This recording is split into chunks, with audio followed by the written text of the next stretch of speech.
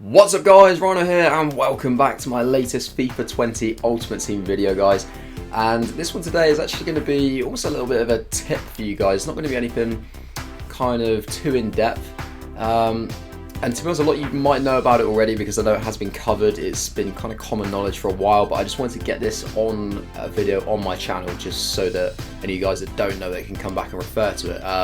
And this video is going to be about the loyalty glitch. So I suppose you call it a glitch. I don't really know if there's any kind of other way to name it, but essentially, obviously you guys know, or if you didn't know, when a player plays either 10 games for your club, or if they're first owner, they get one bonus chem point. So initially, the maximum amount of chemistry that a player can get, so we can see here, like some have got 7, some have got 4. The maximum they can get is 9 if they've just been bought off the market and they don't have a manager that links a bit. The most they can get is 9. Now, of course, you know you can fix the game up to 10 by putting a manager in, but the trouble is in SBCs you can't have a manager. So if you've got a player, you could have a team that's like full of players like that are all from the same league, all in the correct positions, linking perfectly, but if you've bought them all off the market, the maximum chemistry they're going to have is 9 each, which therefore means that the total team chemistry maximum is going to be 99. Obviously not quite up to 100. Now, there are some SBCs, usually which will require 100 chemistry, therefore meaning that you will need loyalty on your players. And for those of you like, obviously the big problem, I'm not sure if I can find an example because I haven't really looked at any of the advanced SBCs, but it's normally the advanced SBCs that need it. It's probably one of these sort of like bigger ones here. Maybe that one, there's 100 chemistry there, but essentially you find with SBCs that you have quite random squads that you've put together, not a squad that you would actually necessarily go ahead and use in a game. So to then play 10 matches with that team to gain the loyalty bonus is a bit of a pain, to be honest. Like it takes up a lot of time. You don't really want to have to do it, and obviously not everybody's kind of lucky enough to be in the position where every single player that they put into that SBC is going to be first owner. So you do tend to have to buy players, and as soon as you have to buy 1 or 2, that kind of just ruins it for you in terms of the chemistry bonus you're going to get on the SBC. So there is a quick way to get loyalty on your players, and basically what we're going to do is we're going to head into a squad battles match. Now obviously you saw I put together this squad. This is just an example squad. What you would do is you would put together the squad that you've got for the SBC. You transfer that squad into a normal squad screen like this. Obviously the bench is completely irrelevant, it doesn't matter, just anything to go on the bench and reserves. I mean, if you've got some players that have got red cards, then put them on the reserves because then you can remove their red cards as well. But all you need to worry about is make sure you've got your squad on the screen there. So I'm just going to use a bronze one as an example. Now we're going to focus on this particular player here. Just obviously it will apply to all of them, but we're gonna focus on one player just so we can track this nice and accurately and correctly. So we've got Zhu Zhanrong here, who's played 0 games. He is first owner, so essentially I wouldn't actually need to do it for this player. He would get the loyalty glitch, or the loyalty bonus I should say. But if he wasn't first owner and we need to get up to 10 matches for him, we can do that. So let's just check the contracts. He's got 7 contracts, 99 fitness, all that sort of stuff. He's literally untouched. He's not been using the club. And let's also just have a look at my record at the top there. So 103 wins, 12 draws, and 62 defeats. So we just need to keep an eye on that. The main one obviously would be to keep an eye on is the 62 defeats. Of course, the way we're going to do this, we're not going to win the game, we're not going to draw the game. The only thing that could possibly go wrong is that if we lose the game. So we're on 62 losses so far. And what we're going to do is we're going to jump into a squad battles match. It generally doesn't really matter. I mean, we'll just go for this one here. Obviously, I've already played against like Kaka's squad, done the team of the week and that. So we'll go for the next squad that I've got there. The difficulty does not make a difference because you're not going to play the game. So we'll just throw it on beginner because why not? apparently we need to assign a manager, so make sure you do that, guys. Make sure you don't make the same mistake that I've done. Of course, it won't really make a difference. Any manager will do. You're just going to jump into the match.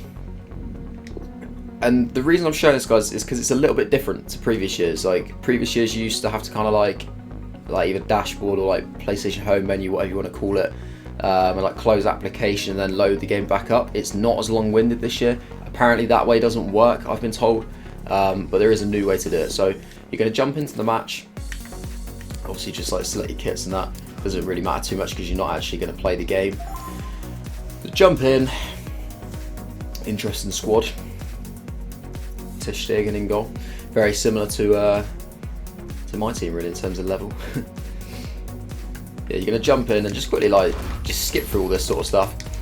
Now, what is crucial, guys, is the game needs to kick off. So whether it's you or the opponent, you need to wait for it to kick off. So just kick off, pass it around a little bit. You don't even need to pass it around this much. I just like to do it just for good measure. And then pause the game. It's important to pause it. You can't just because you're not dashboarding. You're not going to go and close application or anything like that. You need to pause the game.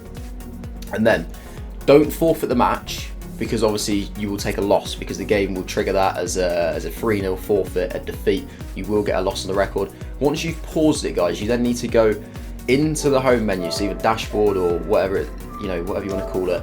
Go onto your settings, go down to network. Obviously this is on PlayStation. It should apply the same on Xbox. I've never played Xbox, but I imagine that this is exactly the same kind of concept. You have a thing where you can connect to the internet. I will state in the video, in the title, that this is a PS4 guide, so that I don't get hate from Xbox people, but I imagine it's pretty much the same. And all you want to do is literally just, where it's got connect to the internet and it's ticked, literally just untick it, tick it again. You don't have to wait like 10 seconds or anything like that. You don't need to wait any sort of amount of time. You can do it as quickly as possible, and then go back. And when you go back onto the game, it will say you lost connection to the EA servers, sign back in to access online features. Okay, so we've not had to close application, we've not had to go through all the long-winded, boring process of waiting for the menus to load back up again.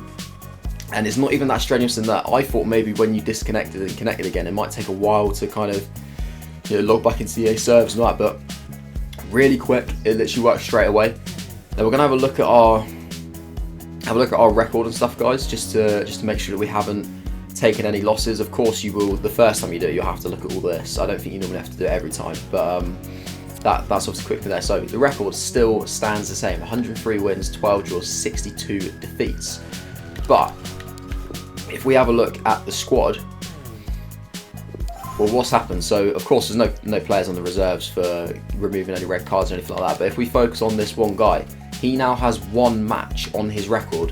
Of course we don't have a match on the overall record, but he does on his, which means he's one game closer to getting that loyalty bonus. One downside is obviously you do lose a contract.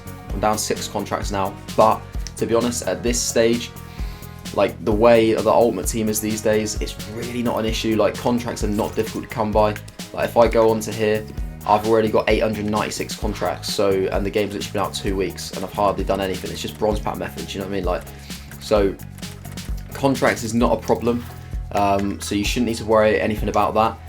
The other thing, guys, is that obviously because it's on squad battles, hence why I didn't really want to do like div rivals or anything like that, because you don't really want to take a loss on rivals, because even though you won't get a loss on your record, I'm pretty sure you would lose like skill points. So if you did it on rivals, I'm pretty sure. But on squad battles, of course you can't lose battle points. You won't gain any battle points, but it literally does go down as a 3-0 defeat on squad battles where you get 0 points. So if you are aiming to try and hit like top 100 on squad battles, then I wouldn't recommend doing it in that particular week, because that could cost you the top 100 spot.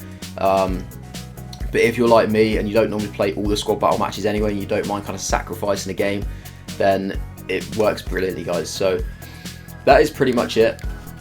Let me know if I've missed anything off it, or if there's anything that you don't quite understand. I feel like I'd like to think I did that quite clear and concise. It's the only thing you really need to know, really, guys. Obviously that one player there has gained an extra match. I could show you every player, but some of these players have played games already. Like, this guy's up to 3 games now, so I didn't want to show the whole squad. I thought literally just focus on that one player. And like I said, you will need to do this for some of the advanced SBCs. So you would just put the squad that you were using in the SBC into a normal active squad screen like that, and then do it to gain the 10 matches on those players, and then you can submit it and get your pack and get your rewards. So hopefully that was quite useful for you guys. If it was, feel free to leave a like. Obviously, like I said, this might not necessarily be completely accurate for Xbox One users, but it should follow the exact same pattern.